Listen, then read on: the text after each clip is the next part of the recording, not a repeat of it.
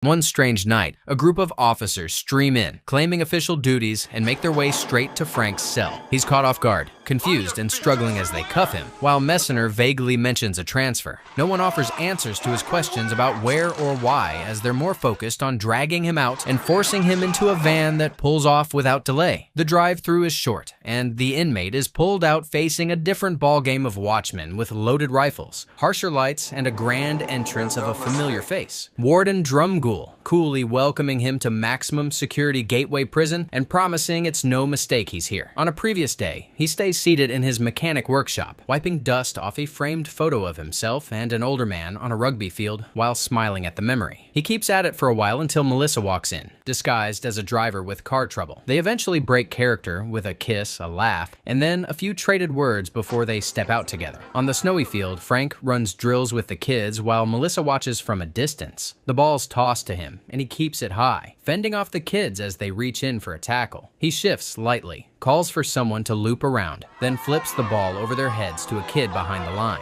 The boy catches it and grounds it cleanly for a try. Game's done, and the lover boy weaves through soft protest to make his way back to the girl waiting under the tree. Eventually, they drive to the prison yard, share a few goodbye kisses, and she hands him a ring on a pendant for luck. Inside, the guards are warm, one even asking if he caught the match. He gets searched, changes into uniform, and while some guys in the cafeteria throw hooded stares his way, he's busy blending in with the staff and a few inmates like it's some kind of retreat instead of a prison. A fellow resident calls out, and he and Frank slip into a brief conversation about the old workshop, with Johnny mentioning he's nearly out and offering to lend a hand if help's ever needed. The man heads back to his room and toys with Melissa's gift, turning the pendant in his hand. If only he knew just how much luck he was going to need. Captain Meisner, all tough and no charm, lays out the ground rules, making it clear any slip-up comes with serious punishment. He throws in a few extra threats for effect before shoving the inmate into his new block, leaving the cuffs on. By morning, the cell doors slide open and inmates file out in rows while the new guy is still being handled like a security threat. Shackles are added to his legs before he's dragged into a holding box, which is a glass-walled chamber that houses the decommissioned electric chair, once infamous for frying the worst of them. Drumgoole shows up carrying a grudge and a score to settle, still bitter about what went down back at Trademore, where he denied the prisoner a simple request to see his dying father. That move lit the fuse, and he broke out just days before his time was up, making Drumgoole look like a fool in front of the brass, which earned him a transfer to Gateway, the nastiest prison in the system. Now that Frank's landed in his lap, he's not hiding the fact that this is personal. And even with just 6 months left on the clock, the warden makes it clear he's not planning to let him walk out a free man. He's stripped and checked, then elbowed for no reason before being shoved into the delousing chamber. Officer Braden gives him the standard warning to hold his breath for 30 seconds, and then releases the gas. He does as told, but just as he moves to cut the supply, the real enemy shows up, halting him as he wants more gas pumped in, insisting that criminals can handle way more than what they're given. While Braden hesitates, visibly torn but outranked. The prisoner is clearly fighting for his life, but the boss takes his time and only pushes the button at his convenience, even warning the officer not to be sympathetic towards criminals at the detriment of his job. It's Frank's first time stepping out into the yard to mix with the general population, and as he walks through, eyes follow him everywhere, with some inmates even shouldering him on purpose as they pass. He finds a spot and sits, only for Chink, a heavy hitter with a loyal crew, to claim the bench as his. The new guy quietly moves to another, but the man follows, declaring that every seat in the yard belongs to him, and anyone who wants one has to pay. Spotting Frank's neckpiece, he eyes it as proper currency and moves to take it, but meets resistance, setting off a scuffle. The bully pulls a shiv, though Braden's nearby and catches sight of the move, so he intervenes. But the blade is already handed off to another inmate. The officer tries to pin the weapon on him, yet with no proof and the witness claiming he saw nothing. The charge won't stick.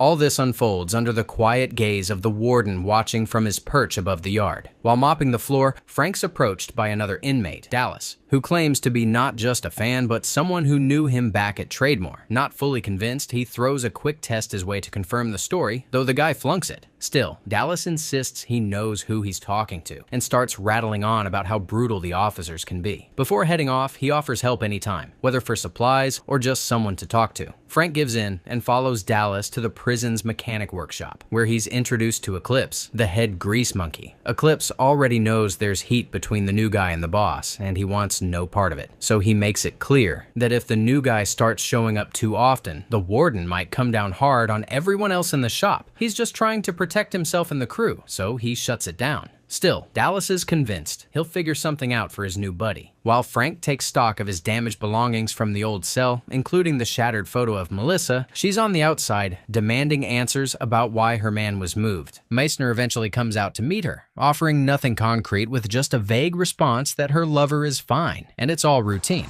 Dallas manages to pull some strings and lands his friend a job in the maintenance room. And when they link up, he offers to show something he thinks the guy will be into. A map of the ground tunnels that could, in theory, lead them out of the yard. But the plan doesn't land as the mechanic shuts it down completely, calling it impossible, and he means it since he's deliberate like that. Before they part ways, he asks for a cigarette, and once alone, he flicks it into one of the tunnels. It's chow time, and the duo line up to receive their meals when a vocal inmate catches Frank's attention, and Dallas tells the story on request. He was convicted of murder, but says he was in the wrong place at the wrong time. Now, the guy's got to spend the rest of his life in prison. They head over to a table with trays in hand, where it's just the kid already seated, locked in a back and forth with a bigger inmate. The tension fizzles when Frank offers up a portion of his food to the larger man, and just like that, the situation is handled. The kid still tries to hold on to his tough guy front, acting like he's above it all, but it doesn't last long, because the mechanic picks up on something strange and quietly puts the table on alert. One of Chink's boys, part of one of the deadliest crews inside, strolls over and slashes an inmate without warning, setting the chow hall into a frenzy. Though what rattles first base more is realizing the new guy clocked it all before it even happened. Frank and first base cross the yard while a muddy game of touch rugby unfolds nearby. But Chink, already eyeing trouble, hurls the ball at them and it smacks his target in the back. Rather than react, he stays calm and turns down the fake invite to join the match, but the bully doesn't let up though, as he keeps jawing until Leon's partner finally snaps, throwing words back and pulling them both into the spotlight. Peacemaker, still trying to keep the calm, figures it's better to play than to fight. Once he joins though, it's open season, and the first phase turns into a pile-on, Chink throwing in an unnecessary kick while his opponent is already down. They scrum, reset, and keep playing, but it's clear the game's less about scoring tries and more about flooring the new guy. Tensions rising fast with the warden and Meissner stepping in for a closer watch. Eclipse finally has enough of the so-called players using the match as cover for bullying, so he steps in, siding with the same man he turned away at the workshop. Built like a freight truck, he barrels through the opposition with ease, shrugging off tackles like they're nothing. The team sets up for a final push and Frank breaks through a crowd, dodging bodies before getting dragged down, but not before offloading the ball to Eclipse, who charges forward and finishes the run so it's game one. But Chink isn't done, and even though the whistle is blown, he charges at his opponent like a bull and drives him into the dirt. As he leans in, he grips the neck piece he was earlier refused and issues a cold warning. Don't ever keep anything from him again. Eclipse moves to help him up, but an officer barks at him to back off. Around here, showing the guy any support is already stepping on toes since most of the guards follow Drumgool's lead. That night, while he's in bed, the boss hovers outside his cell, but the inmate calmly lets him know he won't be broken. By morning, Eclipse decides to let Frank come work at his space. On his first day, the inmate shares how he picked up his first charge, aggravated assault, for beating down the guys who attacked the man that raised him, a mentor named Galletti. Later in the yard, he spots a car tucked under a tarp, and once Eclipse confirms it's his, an old favorite long out of service, he offers to take a shot at fixing it. They rally the crew, dividing up tasks between engine work, frame repairs, and body touch-ups, but eventually the job briefly takes a backseat to laughter and chaos. Still, the momentum carries them through, and by the end of the day, the car's running again. They cap it off with cheers and raised cups, proud of what they've pulled off. Later, with most of them knocked out, the loudmouth opens up that his girl stopped sending letters, and it's hitting harder than he lets on, knowing he'll never get out. He's also frustrated he's never learned how to drive, and that sticks with Frank. So he throws him in the driver's seat and helps push the car, giving the guy a makeshift experience. Playtime's over, and the kid wants the real thing, so he begs to fire up the engine, saying it's the only thing that'll make him feel better. But the mechanic knows what's at stake if anything goes sideways. Still, the kid pushes until he gets his way, and once that ignition turns, it's clear he's got other plans. He ignores the call to shut it down and starts drifting across the workshop, before smashing straight through the wall and bursting out the other side. Next, he tears around the yard, nearly clipping a few inmates. Guards in the towers open fire to stop the madness, until Meissner steps in and calls off the shots. Meanwhile, Frank manages to get hold of the driver, but First Base shows no remorse. Officers swoop in, slamming both of them against the hood and locking them down. The younger one begs them to leave the other guy out of it, but it falls on deaf ears. Drumgoole arrives and pins the blame squarely on Frank, ordering he be sent to the hole. 6 weeks in a box with no air and no room to stretch, but not before he's treated to a little show. The boss then waves in his lapdogs, giving them full permission to tear the car apart while everyone stands there and watches. At the front reception, Melissa is still demanding answers, unaware that her letters aren't even making it through to her lover. Inside, the hole becomes his new reality, and he's woken hourly for roll call, forced to face the ceiling camera and respond without fail. It cuts into his sleep, interrupts what little routine he tries to maintain, and chips away at whatever strength he has left. Half rations and no rest leave him worn down, barely holding on. The warden still wants him strong enough for whatever's next, so he orders a cold wash with just a little reset and nothing more. But the man's already slipping, with thoughts of Melissa starting to cloud everything. One night, he deliriously gives a wrong name and number during roll call, and the boss, watching from his screen, takes it as a green light to strike again. He sends in the guards, who go to work on him using books to cover each blow, shielding his bones while the bat lands over and over. It doesn't stop until Meissner walks in and puts an end to it. Braden's had enough, openly speaking against the abuse, and that triggers Manley, one of the loyal enforcers, who squares up and trades blows with him before others pull them apart. The captain clears them out and pulls the beaten inmate from the box, sending him back to his cell, but not without a parting word of advice to either fall in line or keep taking hits. Braden's the one assigned to escort him back to his unit. And once the cuffs come off, the officer casually tells him to check his bed. As soon as he's alone, the prisoner finds the stash of letters from Melissa, handling them like contraband too precious to risk losing again. He returns to the workshop and is met with dead silence, as the wrecked car sits center floor like a crime scene, and Eclipse is already at work on it, piecing it back together. First Base watches, hoping the man's back with fire in his belly and ready to rise and stick it to the ones who keep pushing them down. But that fire's long gone. With nothing left to mask it, he makes it clear that being at Gateway means belonging to the man at the top, and Drumgoole decides what counts and what doesn't, who gets crushed, and who's allowed to breathe. So right or wrong, that's the law here. No, he's not out to settle scores or prove anything. And with 3 weeks left on his sentence, he's playing it smart by keeping his head low and avoiding anything that might stretch his time. Later in the mess hall, Chink strolls up to the lone diner and pokes at him, fishing for a reaction, but he gets none. So he calmly lifts the tray and walks off with it like he owns the place. Left without a meal, his friends move over to his table and share theirs with him. First Base surprisingly leaning into the whole turn, the other cheek propaganda long enough for his guy to get out. Chink hasn't been doing much to impress the boss lately, and his excuse that the punching bag has been soaking up all his jabs without flinching doesn't fly, because more is expected, and he's ordered to dig deeper, to find the right spots and press harder. Meanwhile, the cleaner's busy in the maintenance room, sweeping through his usual tasks when his crew stops by for a light-hearted break before Manley finds them, barks them back to their posts, and sends the youngest off to tidy up the gym. The gym's quiet and well-lit, and the kid wanders around, casually trying out a game of pool when Chink's men start to appear, silently covering all exits and locking the space down. They pin him to the bench press, and then the gang leader steps in, calmly releasing the loaded barbell, dropping it straight onto the boy's chest. The weight crushes him instantly, and he dies there. Word spreads fast, and in no time, the mechanic rushes to the scene. What he finds stops him cold, and just like that, playtime's over. Geared with iron plate from the gym floor, he spots Chink's crew and drops the first two. Next up is Chink, who charges in hard and gets the upper hand quickly, knocking him flat and pressing a blade toward his face. He pushes back, straining against the blade while Manley contains guard intervention. With the blade close, the man underneath bites down on Chink's hand, forcing the blade loose. A scramble follows, ending with a barrage of punches to the face that finally puts his attacker down cold. He doesn't stop there, dragging the unconscious body to face the same fate as first base while the warden watches from above, hoping Frank takes the bait and juxtaprodices his freedom. But then, the inmate changes his mind, easing the barbell back into place and pulling his neck piece off the man's neck. Before he can even get clear, a mysterious inmate slips past and drives a blade into his side. Frank wakes up in the clinic, sore but conscious. He's only been out for a few hours when Dallas drops by, helping himself to some supplies and offering a few words of advice, chiefly that he shouldn't carry the weight of the kid's death on his shoulders. Drumgoole restores his privileges and grants Melissa access, but the couple's reunion is more of a crude joke than anything else. Time's up. The warden said half an hour.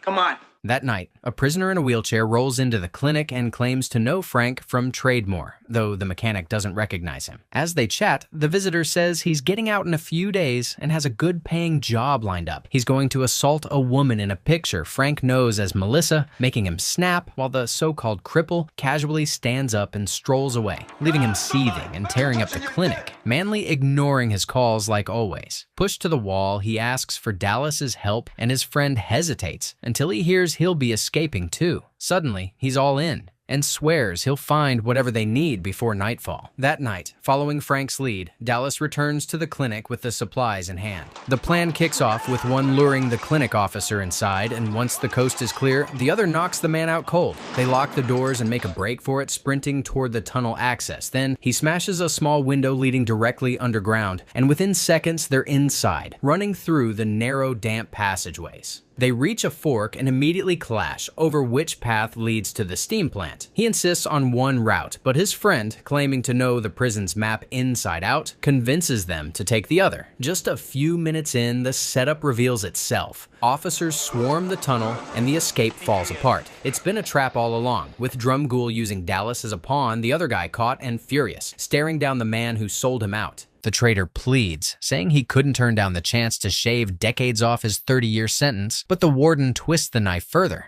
Despite helping set the plan in motion, Dallas is now considered complicit and will face punishment too, and Leone's protests the betrayal, though he's quickly restrained and roughed up. Drumgoole leaves the dirty work to Manley, and as the torment begins, they reveal that the man who threatened Melissa was no inmate but one of their own, dressed for deception. They drag Frank toward an open steam valve, trying to force his head into the scalding blast, but he fights back hard, flinging one of the guards straight into the stream, burning his face badly. Rage kicks in, and he drives a hard kick straight into another guard's groin, then lands a punch that drops him. Manley isn't finished though. He finds him, and the two trade brutal blows until Frank anticipates a strike, counters it, and sends Manley crashing down the walkway with a series of punches to the face. Then he makes a run for it, but the officer lunges from behind and wraps a chain around his neck. Struggling for air, he lands sharp elbows until he breaks free, sending his attacker toppling into a shallow pit. Just when he's about to move again, Dallas calls out from below, soaked and apologetic, asking to come along. Before Frank can respond, Manley reappears and loops the chain around his neck again, trying to choke him out. In desperation, the drenched prisoner cuts a live wire and threatens to use it. The officer hesitates, thinking it's a bluff, but he's so wrong. The guy plunges the wire into the water,